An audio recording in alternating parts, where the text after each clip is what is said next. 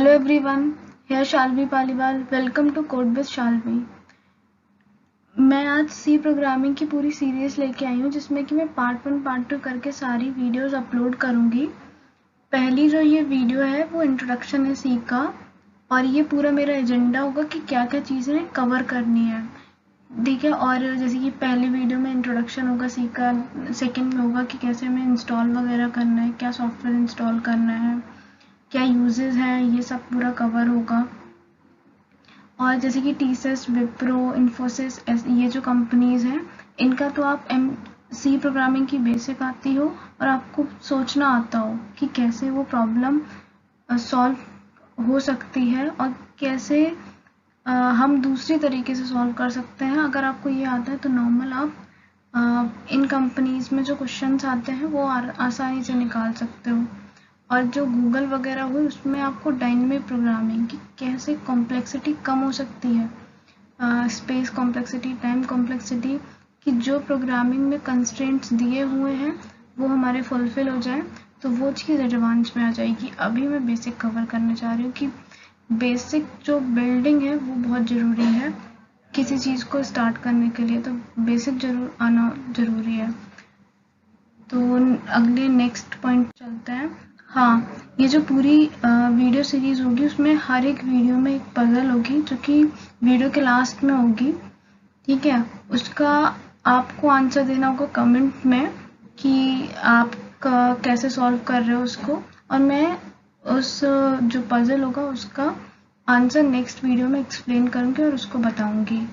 ये जो पजल होगी कोडिंग से रिलेटेड ही होगी। अब आता है कि हम जो सी लैंग्वेज है इम्पोर्टेंट क्यों, हम पढ़ें क्यों इसे। तो पहली बात तो इजी टू लर्न होती है, और प्रोग्रामिंग स्किल्स को अगर अपने अंदर डेवलप करना है और कि हमें कैसे प्रॉब्लम को सोचना है कि हम कैसे इसे सॉल्व कर सकते हैं, तो सी प्रोग्रामिंग से अच्छी कोई लैंग्वेज नहीं, क्योंकि ना सब चीज़ें उसमें समझ आती हैं कि भाई ये डिक्लेयर हो रहा है वेरिएबल, ठीक है, अब हमें यूज़ करना है तो भाई प्रिंट करना है तो प्रिंटफ यूज़ कर लो। ऐसे ऐसे करके पूरा नॉर्मल जैसे हम इंग्लिश लैंग्वेज में बोलते हैं वैसे ही कुछ सिंटेक्स है, वैसे उसे यूज़ करते जाना है और अपनी बात को लिखना है। इसमें सी में जो होते हैं सारे बेसिक फीचर सारी लैंग्वेज के कवर हो जाते हैं, तो हमें दूसरी लैंग्वेज पे स्विच करने में आसानी रहती है।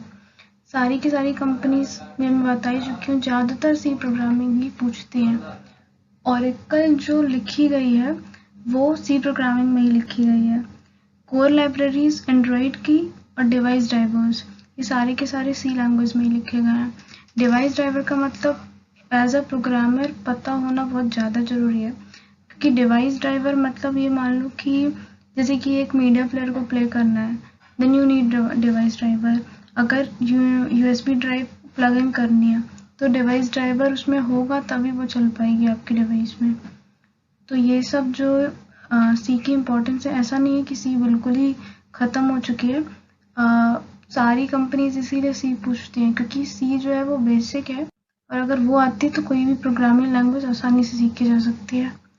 अब कुछ पॉइंट्स हैं जो कि हमें पता होने चाहिए कि अगर हमें सी पढ़ी है तो भाई ये पता होना चाहिए कि हाँ ये है।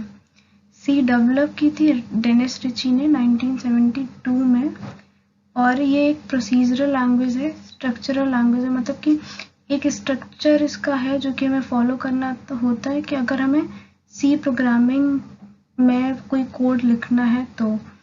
और ये जो होता है कि 2 स्टेप प्रोसेस है, पहला कंपाइलेशन, दूसरा लिंकिंग। कंपाइलेशन में क्या होगा कि जो आपका हाई लेवल का कोड होगा वो कन्वर्ट होगा ऑब्जेक्ट लेवल में, मतलब कि बाइनरी कोड में। बाइनरी होता है 0 और 1 के फॉर्मेट में, ठीक है। तो ये बाइनरी में, अब बाइनरी तो हम सीधे डायरेक्ट रन नहीं कर सकते, तो उसके बाद आता है लिंकिंग। लिंकर का काम होता है कि हमारा जो कोड है उसमें कुछ फाइल्स को ऐड ऑन करना, कुछ फाइल्स को जोड़ना और फिर उसके बाद उसे एग्जीक्यूटेबल कोड में चेंज कर देना, फिर उसके बाद हमारा कोड रन होता है। हाई लेवल लैंग्वेज का मतलब है इंग्लिश हमारी नॉर्मल लैंग्वेज हो कि हम समझ पाए, एज अ ह्यूमन बीइंग समझ पाए, लेकिन मशीन ना समझ पाए। इसी वजह से कंपाइलर की ज़रूरत पड़ती है हाई लेवल को लो लेवल में चेंज करने के लिए। 0 1 के फॉर्मेट में कुछ भी लिखा होगा ना, तो वो हमें समझ नहीं आएगा एज अ नॉर्मल, वो हमें कैलकुलेट करना पड़ेगा। और नॉर्मल ह्यूमन बीइंग जिसे कंप्यूटर आती नहीं है वो तो बिल्कुल नहीं समझ पाएगा। तो यही है कि high level language C programming है, तो इससे आसानी होती है हमें लिखने में, और फिर कंपाइलर उसे चेंज कर देता है तो मशीन समझ लेती है। अब ये जो होता है ना हैश इंक्लूड stdio.h, ठीक है, अब ये जो है वो हेडर फाइल है, ठीक है। इसका काम है कि जैसे कि मान लो कि हमें कोई भी स्टैंडर्ड इनपुट आउटपुट की कोई भी फाइल इंक्लूड करनी है, जिसके इसके अंदर के जो भी फंक्शंस होंगे वो हमें यूज़ करने, तो हम इसको इंक्लूड कर लेंगे।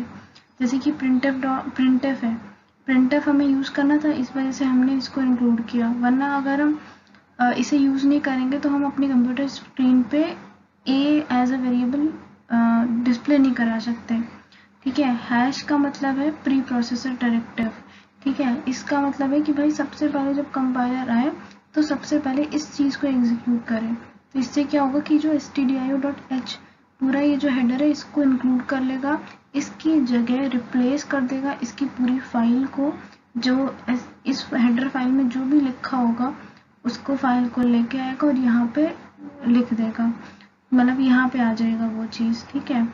अब ये होता है जैसे कि इंटीजर मेन, ठीक है, ये हमारी पूरी मेन बॉडी है। तो सबसे पहले सी प्रोग्रामिंग में कहीं कोई भी फंक्शन का नेम डाल दो, जो मेन है, मेन का मतलब होता है कि सारे फंक्शंस में से सबसे पहले मेन ही चलेगा, इसलिए इसे थोड़ा अलग से दिखाया जाता है कि हाँ ये मेन है, कि मतलब नाम डिफरेंट है तो सबसे पहले ये चलना है, ठीक है। फिर यहाँ पे इंटीजर इक्वल्स टू 10, तो इंटीजर ए जो है, मतलब इंटीजर ए का मतलब हुआ कि ये डिक्लेरेशन हो गया, ठीक है। इक्वल्स टू 10 किया तो इनिशियलाइजेशन हो गया ए वेरिएबल का, तो ये हो गया डेटा टाइप, इंटीजर हो गया क्या डेटा टाइप, ए हो गया एज अ वेरिएबल, और इक्वल्स टू 10 मतलब कि ए को क्या वैल्यू असाइन कर दी हमने। अब ये जो है तो आपका प्रिंटफ तो मैंने बता ही दिया था कि हमें कोई भी स्क्रीन पर डिस्प्ले कराना है तो प्रिंटफ यूज़ कर लेंगे, और stdio.h हमने लगाया कि भाई हम प्रिंटफ यूज़ कर सकें, ठीक है, क्योंकि प्रिंटफ जो है वो फंक्शन है stdio.h के अंदर। अब ये जो हमने %d लगाया है वो इसलिए लगाया है कि हम ए वेरिएबल को यूज़ कर पाएँ, क्योंकि डी का मतलब है डेसिमल, ठीक है, तो मतलब क्या वैल्यू हमें यूज़ करानी है वो। अब जैसे कि दो वेरिएबल हमें चाहिए थे ए और बी, तो हम ये %d 2 बार लिखेंगे। ये जब हम कोडिंग की प्रैक्टिस करेंगे तो आसानी से समझ आ जाएगा, ये तो बस मैं सिंटेक्स समझा रही हूँ। अब जैसे कि रिटर्न ज़ीरो, अब जैसे कि हमने इंटीजर यूज़ किया था तो भाई हमने रिटर्न करा दिया इंटीजर को, ठीक है। अब यहाँ पे अगर int की जगह हमने void यूज़ किया होता तो कुछ भी रिटर्न नहीं कराते। ओके, अब नेक्स्ट वीडियो में मैं ये बताऊंगी कि कैसे हमें सी प्रोग्रामिंग की प्रैक्टिस करनी है और क्या इंस्टॉल करना है सॉफ्टवेयर कि हम उसकी प्रैक्टिस कर सकें। Okay, thank you. अगर वीडियो पसंद आई हो तो लाइक ज़रूर करें और कमेंट करें कि कैसी लगी है।